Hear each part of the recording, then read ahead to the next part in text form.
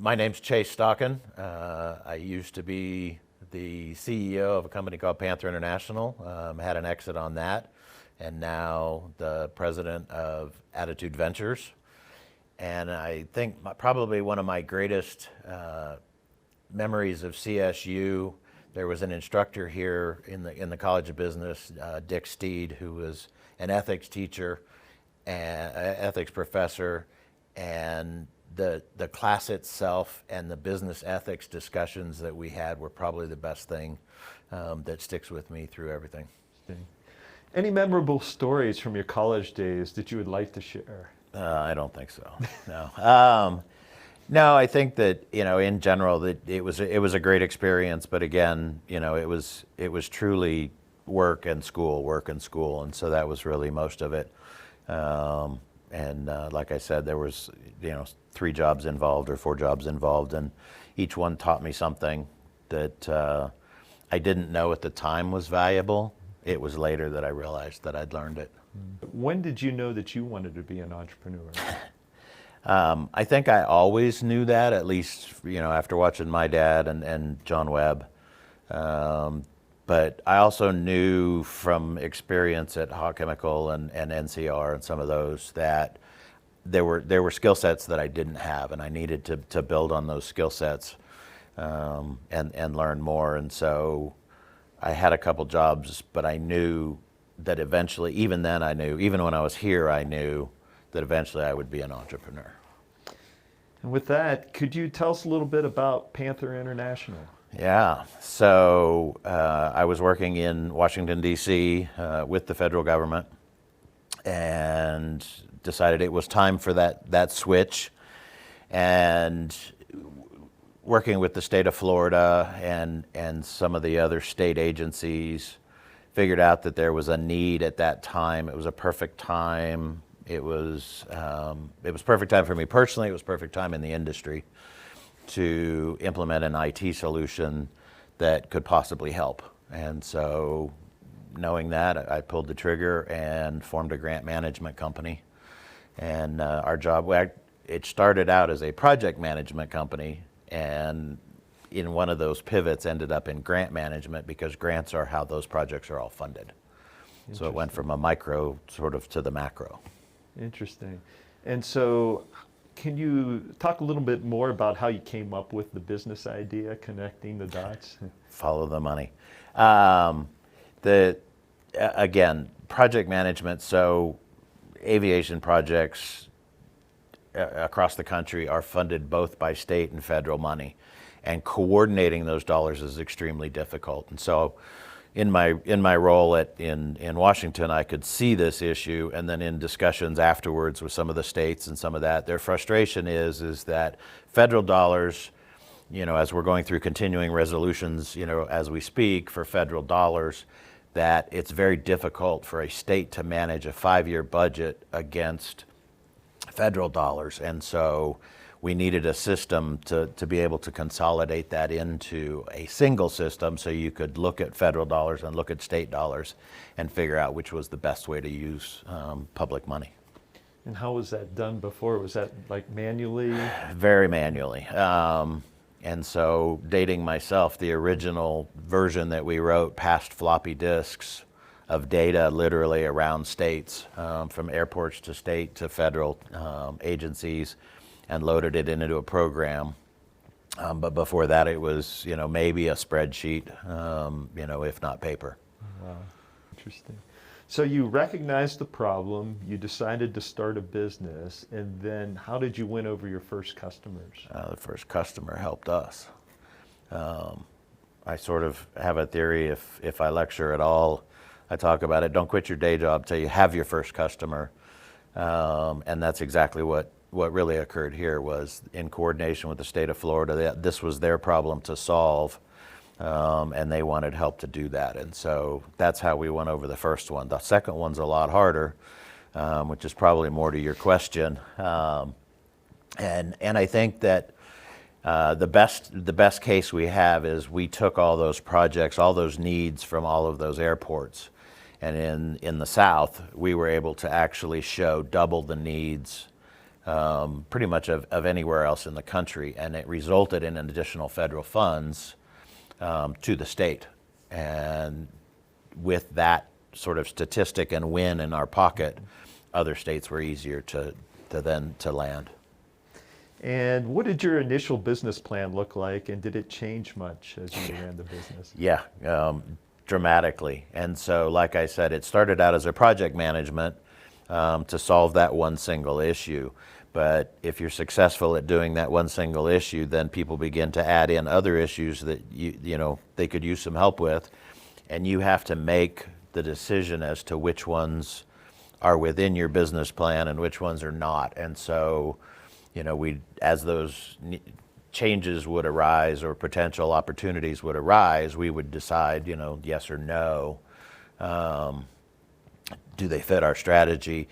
And in the end, we went to the macro level of grant management, and we went to that level because as project management, construction projects, which is what primarily airports are different than even transit projects or rail projects or some of that, and law enforcement, energy, et cetera, but they all operate under this grant management. So the macro picture was a better opportunity for us. So that was really a major pivot for us to switch from that. The other thing was technology. When we started out, we built the app, it ran on a computer, but you sent your floppies around, and dating myself, that was pre-internet around.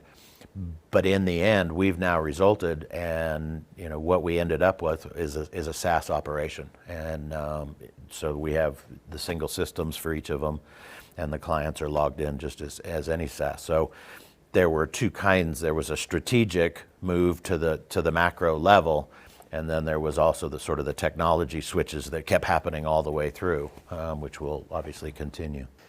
What do you believe made your company stand out from all the other businesses in your niche? The niche was small, number one, because we were targeting on transportation, but I think certainly customer service. One of the things that, maybe back to your benefits of what separates you, is that when you're an entrepreneur and you can make those decisions, you can choose to lose money if you need to make a situation right. And we did that a couple times where you had to make something right, either through your fault or somebody else's. But if you make it right and you provide customer service and you're there to answer the phone and all of that, that really separates you, I think, from certainly the larger, less personal. But we had a good product. We had a solid product.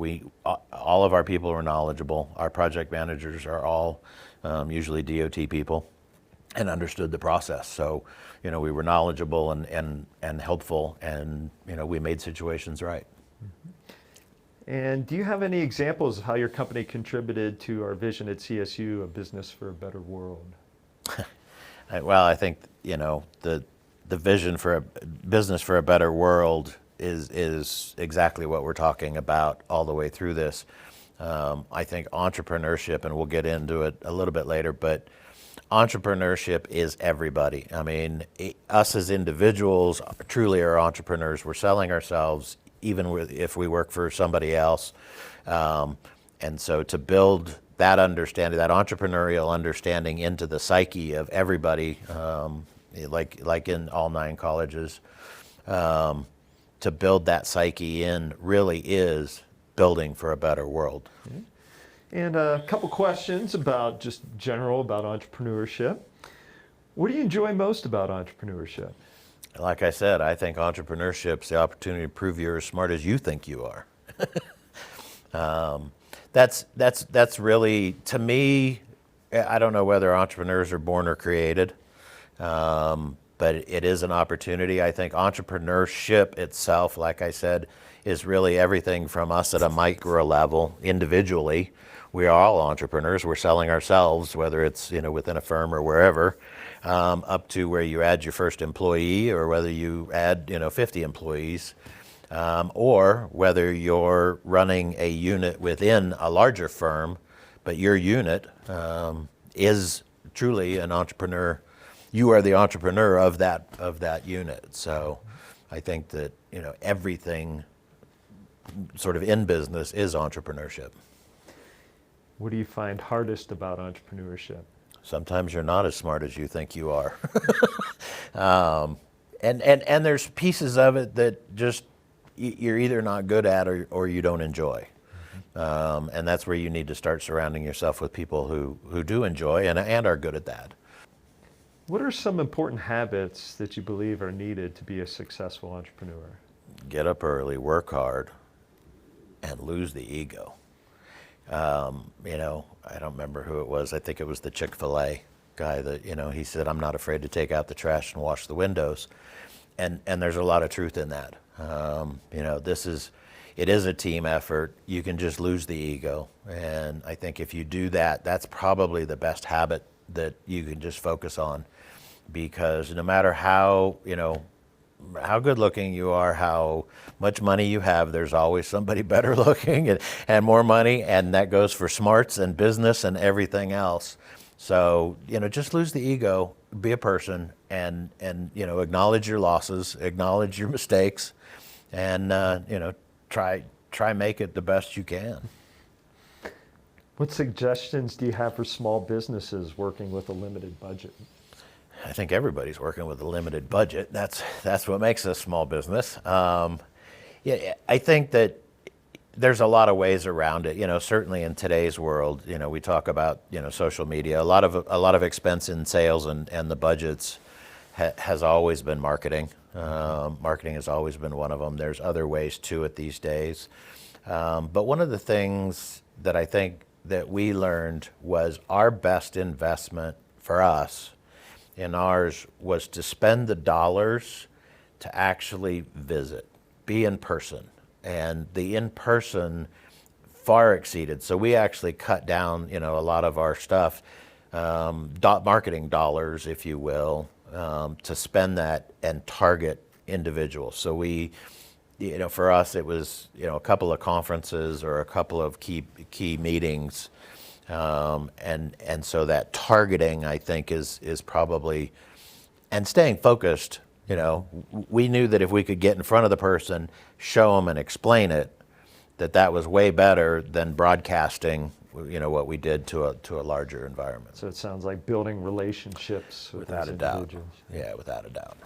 All right, so you recently established the Stockton Family Entrepreneurial Fund, contributing financial resources to the Institute for Entrepreneurship. We are very appreciative for your generosity.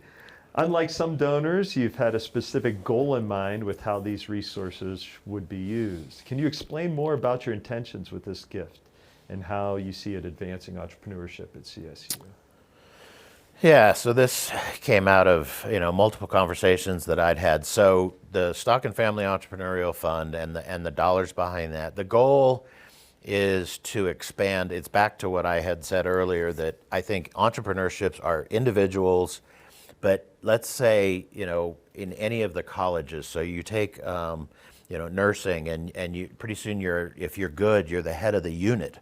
Well, now you're in charge of strategy, budget, and HR and all of these entrepreneurial elements for your unit. And so entrepreneurship is just way more than a college of business element. It's truly global for every individual who's going to grow.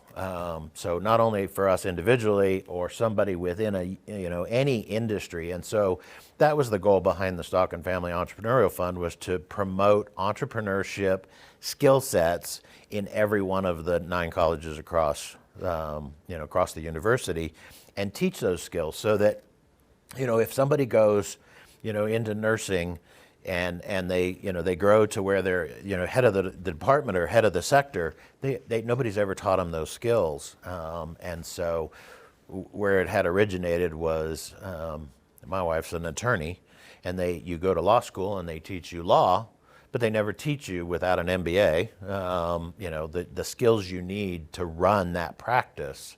And so every single whether it's construction management, forestry management, nursing, all of those all can benefit from the entrepreneur skills. And so that's the true benefit that we're trying to achieve with the Stockon Family Entrepreneurial Fund, is to change the curriculum, add to the curriculum of every college on the university.